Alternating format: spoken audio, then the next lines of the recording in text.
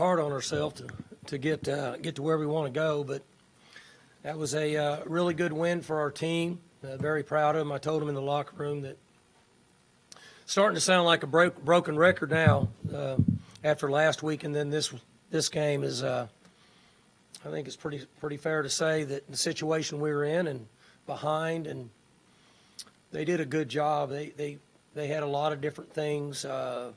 They could put all their chips out, no matter what their hand was. You know, they could have a poor hand and put them all out. They did the right thing. They were try to win at all costs. Makes it difficult. We were concerned about that. We talked about them having several different fakes and things in special teams. And we were right. We just didn't. We couldn't defend them the way we should have. But guys kept playing. Coaches did a great job of adjusting at halftime. Players grabbed the information, took it out there. You know, it was that one wasn't an easy one to come back when you have to throw a few passes. It's raining pretty good now out there, and we were able to throw and catch. So I told them I was proud of them. It was a good culture win for us. They're learning how to dig themselves out of a hole, not point fingers at each other. Coaches don't point fingers at each other. They absorb information on the sideline, make changes, take it back out on the field, and go play. And then in the end, you know, what can you say? A guy like Rucker that's been around the program and decided to become a leader, works hard, plays hard, and competes, and then in the end, the drill, you know, we work on that all the time, like most teams in the country, stripping the ball out, and he's at the last second gets it stripped out and ends the game. So couldn't be more proud of him and our accomplishment. We did a good job with penalties. We only had 5 penalties for 36 yards. We were good on third downs overall, 7 of 17. Defensively, we were pretty good on third downs, 5 of 15.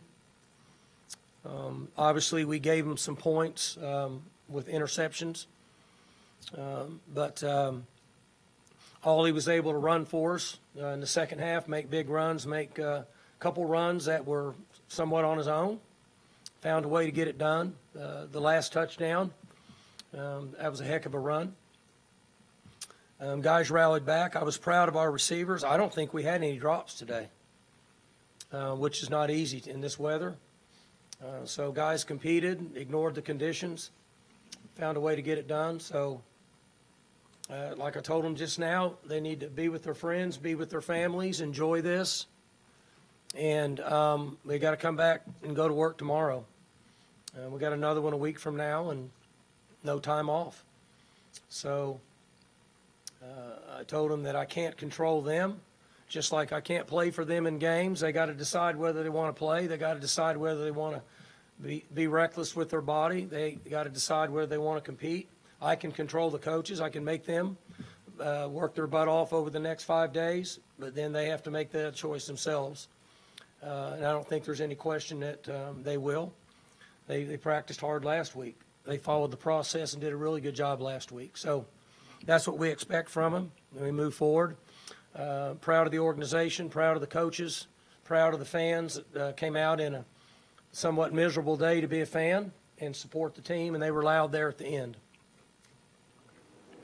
Mike, what about your defense in the second half? They weren't terrible in the first half, but I think 6 possessions they forced punts, and then obviously the field goal and they forced overtime. But just what changed with the defense? Yeah, so we had issues stopping the run game in the first half, which obviously, you know, you guys saw that. And we had to make some adjustments. They did a couple things differently. They changed their style of offense a little bit against Oklahoma last week with this quarterback. They run a lot of the triple option stuff, so you got to man down and make sure you got everybody covered. It's not real easy. Can cause some issues. And they got us in the first half on some things. And then at the middle of the second quarter on, Brian made some adjustments with the staff, and then they worked hard in here at halftime, making a couple other adjustments, and they worked.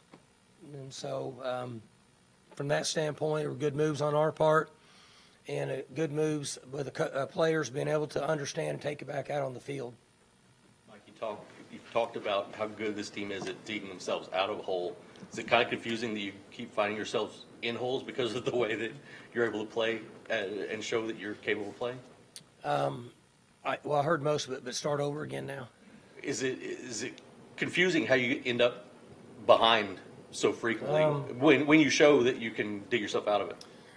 Well, the game started really good for us, and we stalled out down there inside the 10-yard line a couple times, which generally concerns me because we should be able to punch it in. And then they hit a drive on us, and then they started the fake field goal. I mean, the fake stuff, the onside and the fake punt and such. And so that kind of minimized and just leveled everything out. And we fizzled out a little bit offensively for about 3 series. We couldn't run the ball effective enough, which when we're not balanced, we're pretty average on offense. In the second half, we changed a couple things, the way we wanted to run the ball, which allowed us to throw more passes. But I don't know why that happens sometime. We went on a run for about 4 or 5 weeks where we were rolling early. And then lately we've, been pretty average in the first quarter. So like to be able to get that going the other direction and not make it so hard on ourselves. Do you think that's more of a mental thing or a schematic thing where you say you were during that 4 or 5 game win streak, y'all were scoring first and scoring often in the first quarter, and like you said, the past 3 weeks hasn't been that case. Do you think that's more of a mental thing or a scheme thing or the other team coming out? Where do you think that lies? I mean, if I knew, I would fix it. I'm being honest. I'd fix it tonight if I knew. I don't have that answer for you. I'd have to make something up, which I'm good at that, but I'd have to make it up. I don't know what's causing that, because we were fine in the first 2 drives, right? We went right down. We just stalled out. And see, sometimes what happens is when you do that and stall out, it gives them momentum when it shouldn't. We should have all the momentum, but they're thinking, all we got to do is score a touchdown. We're ahead by 1, and that's what they did. You mentioned that Ollie got going seemed like they were really determined even later into the game than other opponents have been to take that away. Was it finally just chipping away enough with the throws that it allowed him some space? When they got ahead, they started playing more pass defense. The safeties were higher, and 2 guys were floating back more instead of 1. In the first quarter, it was 1 guy, right? And they played the way that we said they were going to play. And then once they got ahead by multiple scores, they started playing more pass defense, which allowed us to rush the ball a little more effective. They're trying to use the clock as their friend, which they should. Had you guys lost this game, it's going to be OU and Texas, 2 teams that are leaving the conference, playing for the conference title. How big is it, not only for your program, but for the conference, to have a representative that's staying in the league play in this next week's game? Well, I'm proud of the Big 12 Conference. I'm proud of the Big 12 Conference that'll be next year. My concern was for our team. I hadn't followed any of I didn't even know what you told me. Was I supposed to know that before the game? If you guys had lost, it was OU Texas. Oh, well, I didn't even know that. But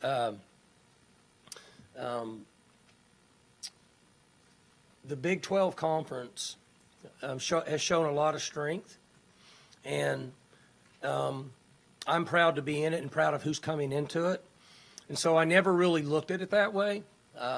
But I'm going to guess that the Big 12 Conference is excited about that. And I think it's also good for us, the ones that are staying in the conference. I think that's a positive thing. You look back to September, particularly South Alabama. I've tried not to. Yeah. You keep bringing that up. Every week you're killing me with that. You do, and now here. You're not wanting me to sleep tonight, 2 right? months later, you're in the Big 12 championship game. Is it remarkable for the team that played that night to be in the Big 12 championship game? I told them that. Told the team that? I didn't use the word remarkable, but I said, just so you know, I said, just think where we were at the end of September. And the reason I told them that was because it's important as we develop and train young men, they understand there'll be things in life that don't work to their favor. And it's amazing what a group of young men and a team can accomplish if they're willing to ignore the outside circumstances, go to work and grind. Just put your head down and grind. Don't worry about anything else. And listen to your coaches, because we got the best information for you. And if you're willing to do that, there's no telling what a group of young men can accomplish. And I think this is about as good an example as ever. You've been watching college football a long time. What odds would you have given us? I'm not into betting, but I wouldn't have bet $1. We're not even betting money. Just give me an odd. What odds would 1,000 you? to 1. Thank you. I would have given you 5,000 to 1 at that point. With all that said, And here's why. Because there's an organization of 140 players and 96 personnel. My math's not real good, but that's around 230 something. You got to get everybody moving in the right direction. It can't be any finger pointing and people bitching and complaining and this and that. And it took everybody moving in the right direction. And that's what they did. That's why the odds are against you, because human nature is to go the other way. Most people take the easy path. It's easy for me to point fingers and complain. I'm going to take this path because I'm agreeing with everybody. You guys stink. I'm over here. The hard thing to do is to stand tall and do the right thing. That's why the odds are against you, because of human nature. Leon Johnson was got a red shirt a couple weeks ago. It goes for 132 tonight's had a couple big games. What can you say about his performance? I mean, it was tough on Leon because Leon felt like that he could stay in the program with Rob Glass for another 9 months and change his body even more and develop and become faster. But, you know, we talked to him about this is a once-in-a-lifetime experience. And look what he's done, 11 for 132, and that's not counting what he's done in the other games. And when he was playing several weeks ago, we didn't have anybody left that had any experience at all. That's how important he is. So I'm hoping that he can take this with him based on the OSU people need to be thankful for guys like him for what he did. Because he could have said, I want a red shirt. And if he says he wants to red shirt, we really can't tell him no. That's not college football's not that way right now. And I couldn't be any more proud of him. But he's fortunate. He got a good mom and daddy, raised him the right way.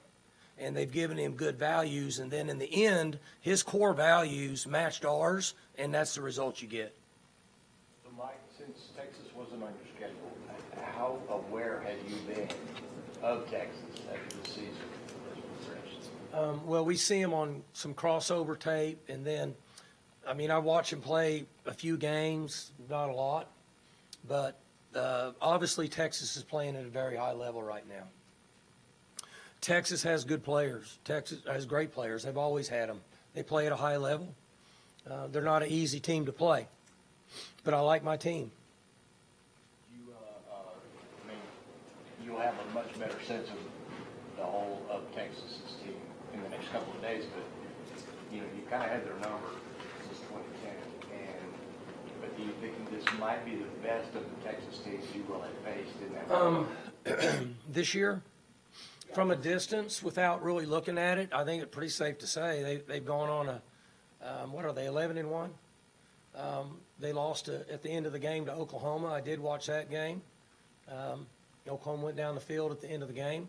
Other than that, they've rolled pretty good. So I don't even know what they're ranked, but I'm guessing they deserve to be ranked pretty high. Do you gain any additional satisfaction from bumping OU out of the championship game? You mean, I don't know. Well, I didn't even know they were going to be in. I didn't know till just now. I mean, I'm just like that our team's playing. I've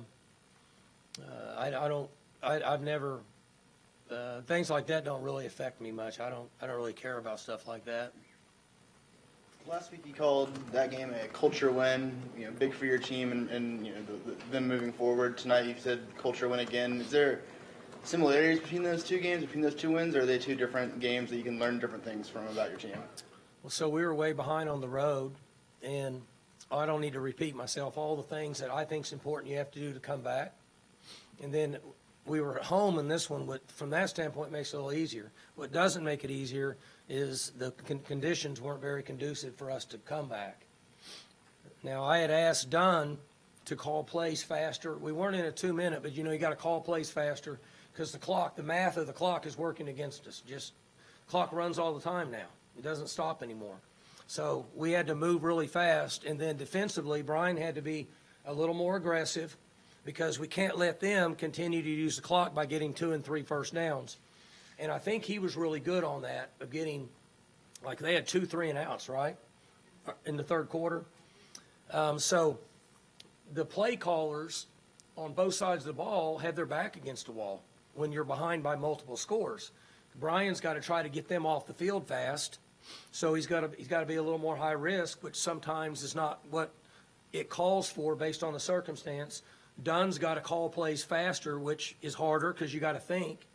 And we just, it's not an easy situation. It was well done. I mean, the way both of them handled it very well. And they got to make adjustments while they're doing it. You talked at the beginning about Trey's play, but a year ago, he doesn't play during regular season, plays the bowl, and now for him to be such a major part of your defense, just how has he evolved to get to the point where he's in that position to make that play today? Rucker? Yeah.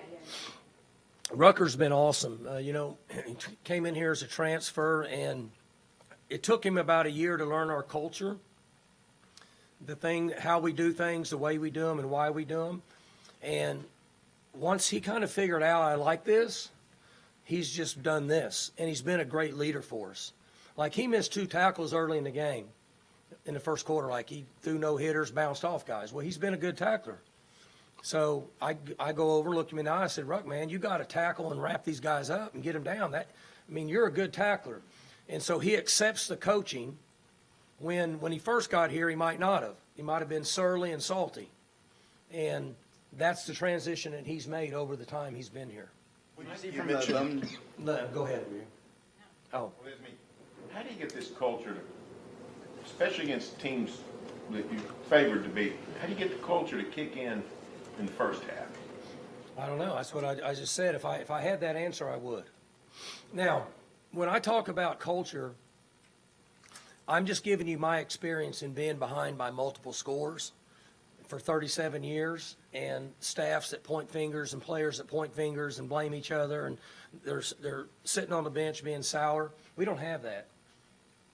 Now, I hope we don't have it next year, but sometimes we might have it. It's based on the chemistry of your team and the leaders of your team. Some leaders are not willing to accept that. They're not going to. Some guys let that go, and we and I can only do so much. The players have to take control of that. This group takes control of that. Rashad Owens, radio said Rashad Owens awesome. took over at halftime. What did he do? I was going to bring the team up in the middle and talk to him, and he started doing it. And I just said, well, I'll go ahead and let him have it. I went in there with the offense, the coaches. He took the thing over. I don't even know what he said to him because I didn't have time to stand there and listen, but he wanted to bring him up in the middle. He's been great for us. Whatever he said worked. So, I guess. So, thanks, guys. Coordinator here, down in the back row,